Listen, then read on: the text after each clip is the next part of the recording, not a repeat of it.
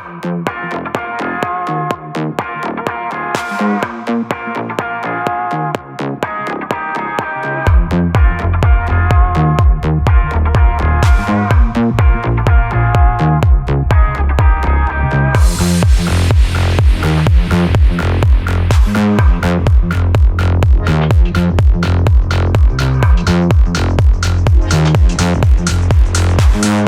really been looking forward to producing this video. I've really been looking forward to driving the new Ford Ranger Wildtrak.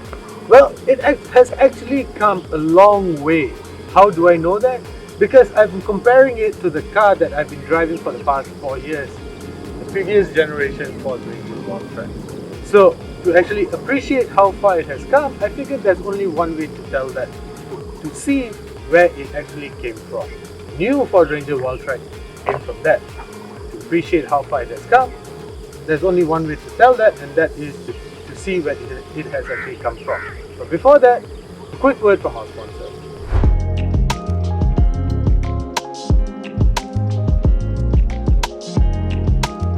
Remember when diesel was just diesel?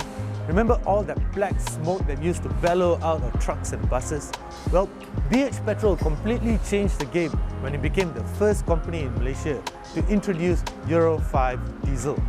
Now, BH Petrol's Infinity Euro 5 diesel is different from the rest because it features German diesel performance package additives. Now, these additives go into your engine, clean out all the deposits that have formed from years before, giving you maximum performance and maximum fuel efficiency. In fact, power loss is rated at less than 2%. That is an amazing feature, guys. That is an amazing figure as well. Now, BH Petrol's Infinity Euro 5 diesel is available in 2 variants, B7 and B10 as well. So the next time you port at BH Petrol using Infinity Euro 5 diesel, know that you're making the right choice.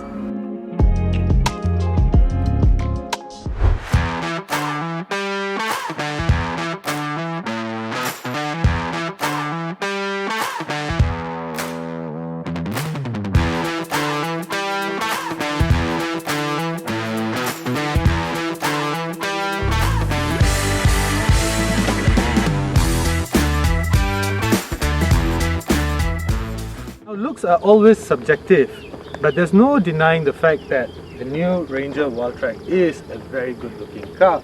I really like that full, almost vertical light front end. It's all very truckish in nature, and then you have this C-clamp daytime running lights over here, the Matrix Performance LED lights which are only available in the Wildtrak as well as the Raptor if I'm not mistaken, and then you get the fog lights over here.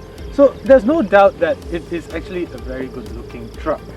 But one of the key differences between the old and the new, besides the new front end, is actually this line over here. Something that we call the shoulder line.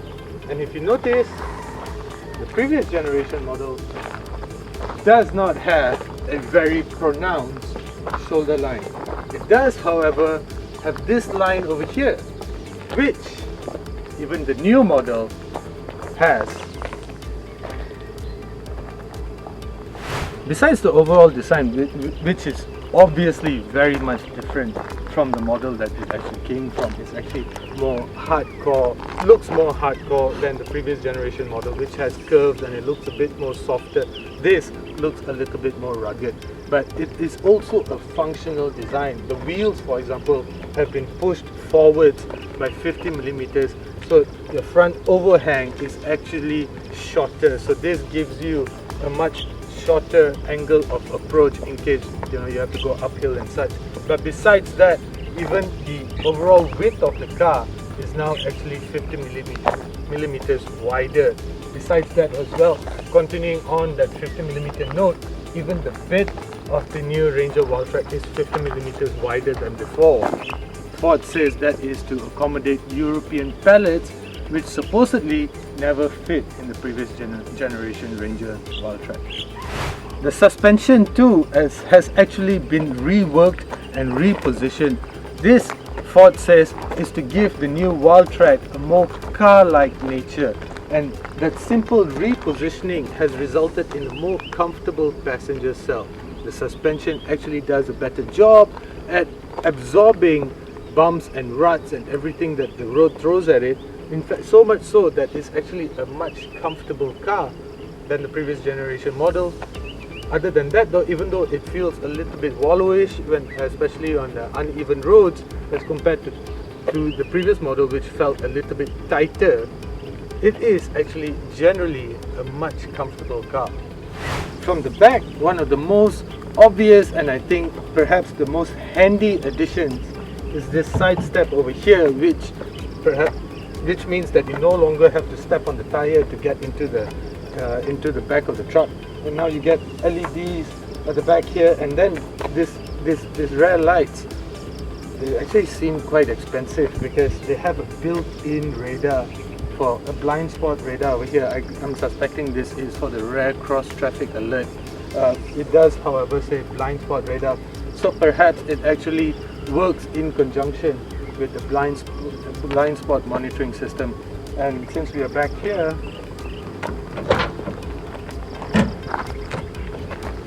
the back door is actually quite light, so it has one of those easy lift systems. And one of the key additions to the bed liner, I think, something that you should know about is this: a 12 watt socket, 12 watt 180 watt maximum socket, and a 230 volt 3-pin plug, which was not available before. But there's one thing that Ford does not mention. In fact, perhaps I think only a few media has reported on this, and that's the fact that there is now an additional mounting point over here. In the previous generation model, there's only 2 mounting points, one here and one here. Now there's an additional mounting point over here, which is very handy. I use my truck to carry motorcycles and such, so mounting them down, I always had only 4 points to mount them down. But I reckon and I always wish for another one actually, just to tie them down at the seat level. So this, I reckon, will be very, very handy. So you can actually feel that it's a much wider truck than before. Just a quick demonstration, guys, since we have the previous generation model with us here anyway. Notice that even though it comes with an easy lift system, which is extremely handy, you'll notice that there's no side step, so the only way to actually climb this is through here. And you look goofy while you're doing it, and then you'll notice that there's only one socket over here, a 12 watt socket here, which I've never used throughout my ownership experience. And this is what I mean. There's no mounting point over here. The newer model has actually 3 mounting points at each side, so that is actually quite good. Now let's talk a little bit about the engine, but before we go further, let me just demonstrate something. The previous generation model actually came with gas struts, so this is actually quite handy because this thing is quite heavy. Now let me show you what the latest generation model has. It has the latest tech, guys. It has no gas struts. Just a good old, I can't even remember what you call this. So no gas struts, a bit of a bummer. Of course you can get this out in has an aftermarket accessory, but both trucks actually run on the same engine, a 2-litre bi-turbo 4-cylinder diesel power plant, of course, producing the same amount of power, 220 PS and 500 Newton meters of torque.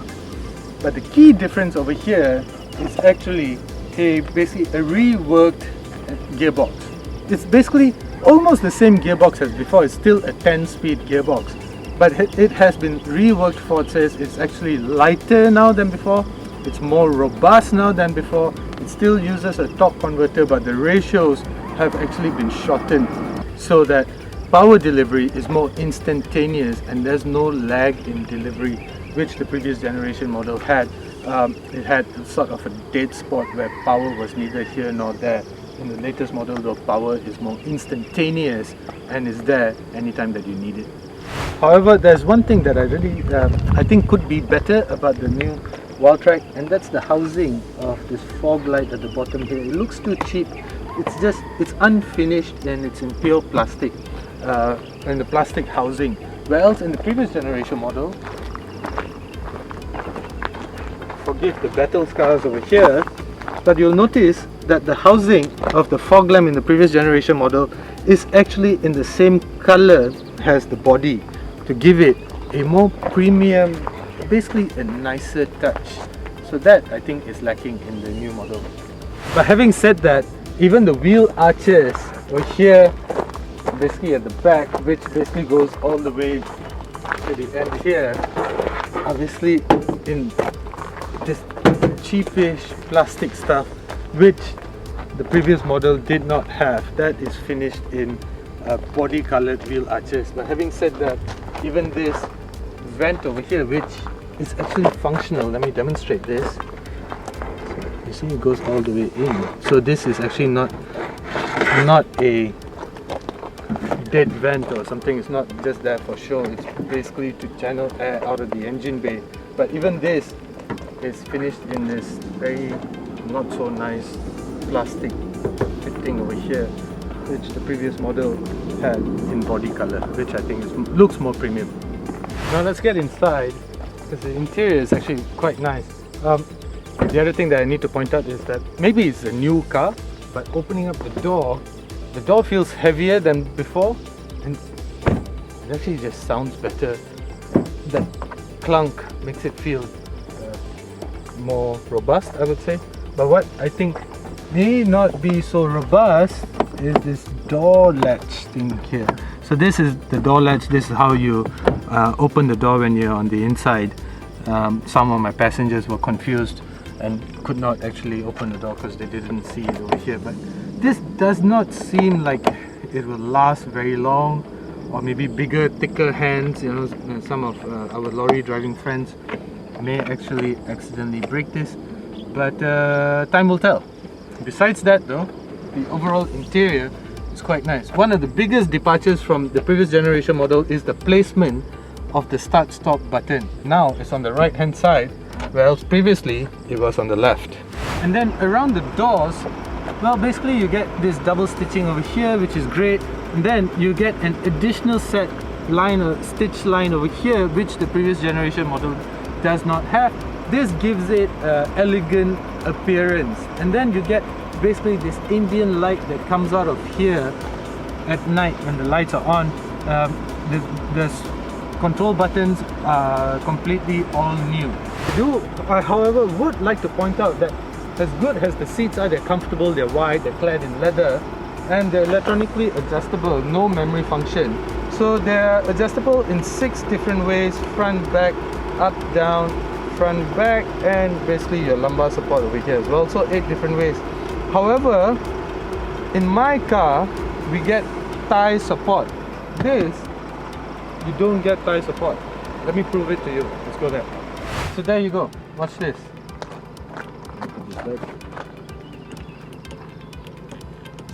Thigh support. So which I think is quite important for long distance journeys. So this is, you don't get lumbar support though. The lumbar support, if I'm not mistaken, is manual, but at least thigh support is there.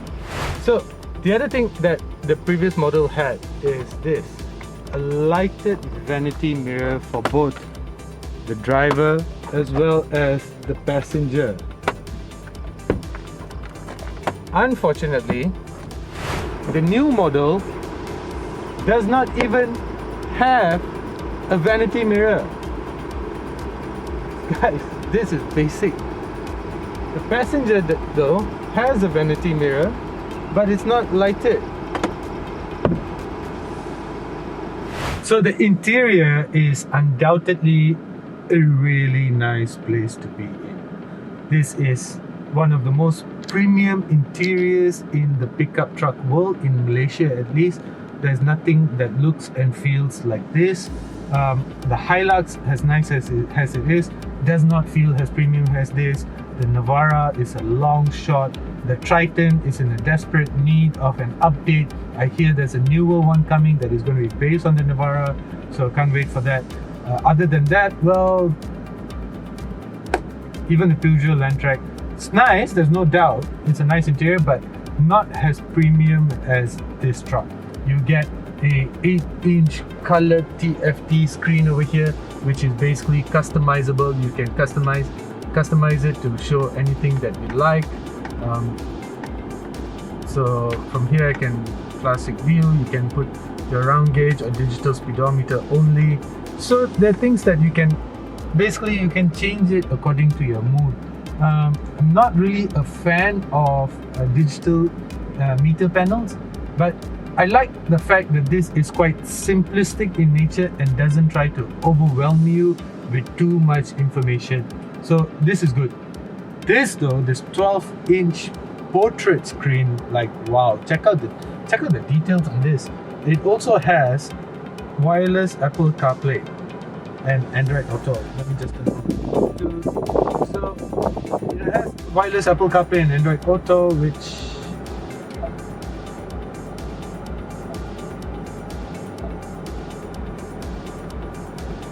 is trying to connect.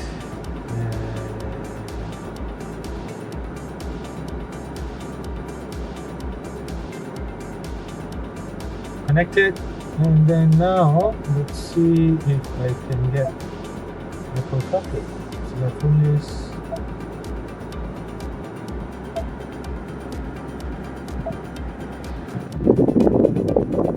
there you go. Wireless Apple CarPlay. So you do, however, get a key wireless charge pad over here, and if you look further down there, you get two USB, one Type-C and one Type-A USB port. You do get the slot over here to place your handphone. I have I think it's a 13 Plus or something, I can't remember. So it'll fit very nicely in here. If I remove the casing, it'll fit even better. So you get this twin cup holders here. Parking sensors are here, traction control, your drive modes. Basically, press this, it shows me what's around me, and if I press it again, it goes back to everything. And then this is basically your drive mode selector. So it shows over here. Now it's in normal. You get normal mode. You get eco. You get tow and haul. You get slippery. You get mud and ruts. You get sand. And you get for high and for low. It's basically a very still very much a Ranger, especially, but it's an obvious evolution of it. I do, however, wish there was a manual handbrake rather than this electronic one, but I guess the overall placement of how the center console looks like, well, it necessitates the use of an electronic handbrake. I think it's the XLT, the XLT Plus and such, you still get a manual handbrake. Now this, I really like. Let me show you this. You get two glove compartments. So this is really cool. But before we go to the back, I would just like to point out that even though it comes with a very complete safety system, so it has ADAS. You get rear cross traffic alert, which the previous model doesn't have. The hill descent control, which is quite common actually, and then you also get stuff like rear cross traffic alert, as I mentioned already. Lane keep assist. Now lane keep assist was also available in the previous generation model, but on that topic, in the previous generation model, turning on and off the lane keep assist was a simple button over here. Right now though, you have to delve deep into the settings to actually turn it on or off. But having said that, I think full credit to Ford for actually thinking about this. Now your basic controls such as your air conditioning controls, your volume on and off, your volume button, air conditioning controls over here, your on and off button for the air conditioning, basically everything is accessible through these buttons over here, which I think is important because these are your controls that you will be using quite frequently, and you want to be able to access them quickly. So that, I think, is quite important. Now let's take a look at the back seats. For now, the placement of the tools in the Ford Ranger Wildtrak as well as the other models is actually at the back here. This is where all your jacks and all your other tools are located. And then besides that, what I really like are these little cubby holes that are available now. So this is great to keep your stuff. You get a Type C and a Type A USB port, which was not available previously, and you get this 3.3 pin plug, a 230 volt 3-pin plug. The Ranger is still the only pickup truck that has a 3-pin plug. Guys, you have no idea the amount of times this 3-pin plug has actually saved us. When our cameras have depleted, we have charged it here. I've been on the road and did work and charged my laptops from this 3-pin plug. It just works wonders. And then now you also get this air conditioning vents, which just makes it all the better. And as for space, the front seat is adjusted for my 180 centimeter frame. Quite comfortable. Thigh support can be better, but I'm not lacking of space, so quite a good place to be in. But driving the new Ford Ranger Wildtrak, well, that's an occasion by itself. Before we even get to that, I like the level of customization in terms of my driving, my preferred driving position, simply because the new Ranger Wildtrak has this, a tilt, basically a telescopic steering wheel adjustable for both reach as well as tilt. The previous generation model did not have this, so this is something that I really appreciate, because it lets me become even more comfortable behind the wheel. And as soon as you get going, well, there's no doubt that the interior is a nice, comfortable, quiet place to be in. It's just not as quiet as the previous generation model, as we have already proven, because we did a decibel test, and we basically found that the latest generation Ranger, the interior of the current generation Ranger, is actually noisier than the previous generation Ranger, simply because it doesn't come with active noise cancellation, a feature that I think will be missed, especially on Malaysian roads when you get all these motorcycles just buzzing past you. We know that the drone from those exhausts can be really annoying. So yeah, active noise cancellation will be sorely missed. Other than that though, it is basically a much nicer truck to drive as well, simply because of the suspension layout. The suspension is more or less the same. It hasn't really been dramatically reworked, but as I mentioned earlier, it has been repositioned, and because of this repositioning, it has basically given the Wildtrak a more comfortable feel. It absorbs bumps and such more elegantly, and this basically results in a more car-like feel. And power delivery too. Well, look at this. There's no sport mode in here that you'll only get in the Raptor. But power delivery, well, one thing I like is that there is no lag in power delivery. So power delivery is instantaneous, even though it has the same amount of torque as before. But because the gear ratios has been sort of reworked, and if I'm not mistaken, they have been shortened. So if I put my foot down, there's just a very small delay, very tiny delay, as the ECU tells the gearbox which gear it should ideally be in to give me maximum power. So that I really like. Now at higher speeds, well, it doesn't take me very long to get there, but at higher speeds of about 110 kilometers per hour, wind noise is actually quite audible back in the cabin. You get a lot of wind noise coming from the edges of these pillars, from the windscreen, and let's take it up a little further. It's definitely a much more comfortable car as before. I'm not being thrown around a lot more, and even at high-speed corners such as this, it actually feels planted. It's just a little hop and skip here and there, but other than that, it's actually quite decent. But if you notice, I actually have to increase my voice to actually speak to camera. So this is something that I'm not going to say how fast I'm going, it's quite illegal, but this is something that I didn't have to before in the previous Wildtrak. So this is basically a byproduct of not having the active noise cancellation. But again, it's a nice, powerful car, comfortable, and that basically is what matters. So if you've never driven the previous generation Ranger, the Wildtrak, you're not going to miss the active noise cancellation. In my opinion, yes, the interior is more noisier than before, but it's also more comfortable than before as well.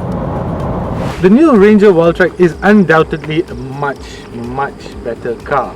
At 168,800 ringgit, it's also quite a bit more expensive than the previous generation model. If I remember correctly, I bought it for about 140 or 145,000 ringgit, and the newer model is basically 25,000 ringgit more expensive. You do get quite a lot more kit though, even though the power plant remains the same, the interior features, the safety features, and basically the car generally is a much nicer car than the previous generation model. Is it worth it? Hell yeah! It's a very nice car to own and drive. I love my Ranger Wildtrak. The versatility that it provides me for my work and even for my lifestyle needs. IKEA runs are super easy. You don't even have to worry about anything. You're buying a new couch, no problems. Your parents are moving house, no issues. You having a motorcycle shop, which we used to have, no problems at all. So the amount of versatility that a pickup truck gives you is undoubtedly unparalleled. Well, perhaps if you need something bigger, then you have to go out and rent a 3-ton truck or 5-ton truck. But besides that though, I really like the Ranger Wildtrak.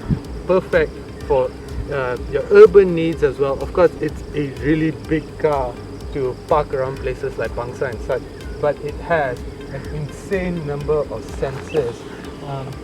1, 2, 3, 4, about 8 sensors front and back, perhaps maybe 10. So that just gives it it's basically an easy car to drive and to live with. And the new model has a high definition 360 degree camera, which just means that it's easier to maneuver, to park and to live with. Is it worth it? Definitely. Should you buy it? Definitely. Should you buy it over the other models? Definitely. Thank you for watching, and do consider subscribing.